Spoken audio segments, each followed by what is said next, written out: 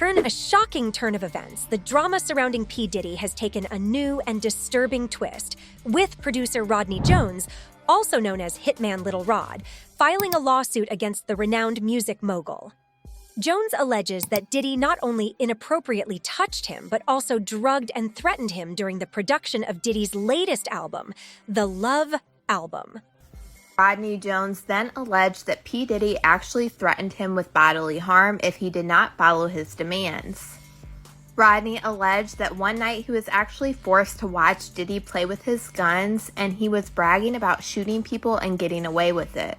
And one thing that Diddy brought up is how he was responsible for the shooting at the nightclub when he dated J-Lo, and how he actually had Shyne arrested for it.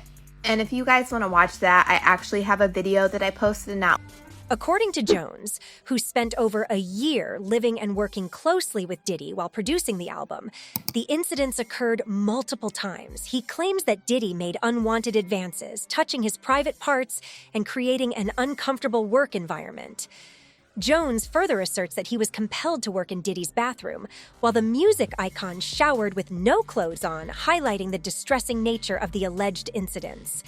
The lawsuit extends beyond Diddy, targeting individuals who Jones believes condoned and facilitated Diddy's purported misconduct. Notable figures included in the legal action are Diddy's chief of staff, Christina Korum, his son, Justin Combs, and the CEOs of Universal Music Group and former CEO of Motown Records, 𝒂𝒑𝒉. Jones contends that these executives allowed Diddy to engage in illegal activities under their umbrella, fostering a culture that allegedly tolerated such behavior. Among the disturbing allegations, Jones claims that he was coerced into arranging freak-off sessions for Diddy, involving different escorts. This adds another layer of complexity to the lawsuit, suggesting a pattern of inappropriate behavior and exploitation within Diddy's professional circles. The legal battle not only sheds light on the alleged misconduct within the music industry, but also raises questions about the responsibility of high-ranking executives in preventing and addressing such behavior. As the lawsuit unfolds, it promises to be a significant moment in the ongoing discussion about accountability and transparency within the entertainment world. Jones goes on to make even more alarming claims about Diddy's involvement in illicit activities, stating that the music mogul would allegedly serve women tequila and vodka, laced with drugs, during parties. These events reportedly included yacht parties and house parties where underage girls were present. Shockingly, the lawsuit also implicates Chris Brown and Meek Mill, suggesting that they were involved in inappropriate activities with women associated with Diddy. Furthermore, Jones asserts that he witnessed a rapper and an R&B singer engaging with some of these girls at these gatherings.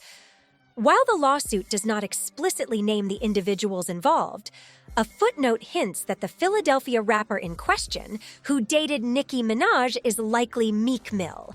Additionally, the R&B singer with a previous incident involving a billionaire is strongly hinted to be Chris Brown, given his well-known legal troubles, including the highly publicized incident with Rihanna. These revelations add a disturbing layer to the already troubling allegations against Diddy, painting a picture of a pervasive and toxic environment within the music industry.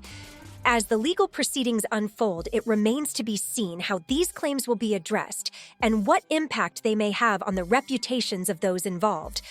The lawsuit not only shines a light on the alleged misconduct within celebrity circles, but also underscores the urgency of addressing issues of consent, substance abuse, and exploitation in the entertainment world. The lawsuit takes a more personal and disturbing turn as Rodney Jones alleges that Diddy made explicit advances towards him, attempting to initiate a sexual relationship. Jones claims that Diddy drugged him in an incident that occurred early last year, recounting waking up naked, dizzy, and confused in bed with Diddy and two escorts. According to Jones, Diddy's actions went beyond mere inappropriate advances, as he describes feeling groomed for a sexual relationship against his will.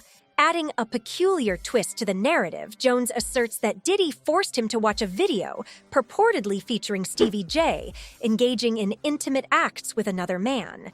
However, It's important to note that the video in question was not of Stevie J, but rather a porn star named Knockout. This revelation potentially raises questions about the accuracy of Jones's claims, as the misidentification of the individual in the video could impact his credibility. The absence of a picture of Stevie J in the lawsuit, with Jones instead including a picture of Knockout, may cast doubt on the accuracy of his account. While the details of the alleged incident are disturbing, this discrepancy in identifying the individuals involved introduces a complexity that may influence how the lawsuit is perceived in legal proceedings and public discourse. As the case unfolds, it will be crucial to examine the evidence and testimonies presented to determine the veracity of the claims made by Rodney Jones against Diddy. It's important to approach such allegations with caution and consider that legal proceedings should determine guilt or innocence. In the context of the claims made by Rodney Jones, he implicates 𝒈𝒐𝒻𝒐𝒏𝒆, suggesting that she played a role in bringing her female cousin to perform acts on Diddy. However, these are allegations, and without proper evidence and legal scrutiny, it is premature to assume guilt on 𝒈𝒐𝒻𝒐's part. The lawsuit alleges that Diddy, 𝒈𝒐𝒻𝒐𝒏𝒆, and her cousin were involved in drug use and attempted to pressure Rodney Jones into using cocaine. According to Jones, 𝒈𝒐𝒻𝒐's cousin allegedly attempted to perform sexual acts on him, but he resisted. It's worth noting that the information provided may have implications for 𝒈𝒐𝒻𝒐's public image, especially considering existing rumors that link her to facilitating inappropriate activities for Diddy. However, the veracity of these claims and the credibility of the sources involved should be thoroughly examined before drawing conclusions.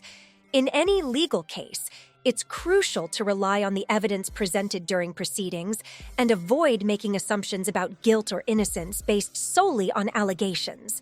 As the situation unfolds, further details may emerge that shed light on the truth behind these claims. Rodney Jones's case against Diddy primarily centers on publishing rights and royalties, amid sensational allegations. While the legal battle is complex, Jones's pursuit of fair compensation for his work is a valid concern in the music industry. I've been working on an album. I took a year off straight working on this album. That album is the Love album, Off the Grid by Diddy. And it's Grammy nominated right now as we speak. I should be celebrating, but the truth is I'm not. Taking this album on has required so much time, months and at a time, 16 hours to 24 hours a day. Sometimes, Diddy will request certain works to be done and tell us don't go to sleep until it's done. And the truth is we'll be up for days trying to accomplish that. I've tried to get my business straight with them on this album, but the truth is they're not playing fair. They hit me on below the belt on so many situations. Just dealing with this. It's the contract that they give me and the offer that they gave me was just disgusting. The producer fee, pennies, and on top of that, these guys are trying to steal my publishing. I can't go for that, so I'm fighting back. He's a fighter, but I'm gonna put in this fight. I gotta do it for myself, my rights, and most importantly, my kids. Taking my publishing or stealing it I'm not gonna let that happen. Doing this situation is not easy. Taking Puff to court, suing him is not easy. I don't have the monies that it's gonna take to fight him in court. So I'm just asking, if you're in support, please, the link is in my bio to my GoFundMe. The money will go towards my attorney fees and to just make sure I'm keeping my head above water. I run shit, nigga. I run shit. Yeah, you do. Yeah. Little Rod ain't worth giving his kingdom to if we don't control his publishing. I can solve his efforts with 3 other human beings. He's eating at our table, and I like his backstory, but you need to have other people. It's hard to work with him unless we have his pub. He's a piece of shit human, but we do not need his talent unless... Strong legal representation is crucial to navigate both the financial dispute and misconduct allegations. This case highlights the challenges artists face in securing their rights and fair compensation. Legal proceedings will determine the validity of Jones's claims and the resolution of the dispute. Stevie J responded to the situation with the following message: "The whole video doesn't make it seem like dudes sitting around joking on you, and you didn't produce 9 songs on this project. Adding a piano to a song doesn't make you the producer. Adding bass on a song definitely doesn't make you a producer. Tell the whole story on how you came in as an engineer. Don't get selective amnesia, and don't try to make the homie look like he's stealing from you, because clearly I know that ain't the case." And Rodney said, "Yo, how dare you? My number ain't changed." Speaking of that, your name is next to mine as a producer on Deliver Me, and no one else touched that track but me and J Dilla. I've never been known as an engineer in the game as long as I've worked. In fact, Mixed by Source is the actual engineer that worked on this album and hasn't been credited as one. I'm confused because if I'm an engineer, why am I credited as a producer? And this video clearly speaks to them plotting on my pub, but what I'm most certain is you're possibly working with them against me. I don't give no Fs about no danger zone. Them ain't never worked. 𝒔𝒊𝒏𝒈. So what do you think about this whole situation? Let us know in the comments. Make sure to like, share, and subscribe.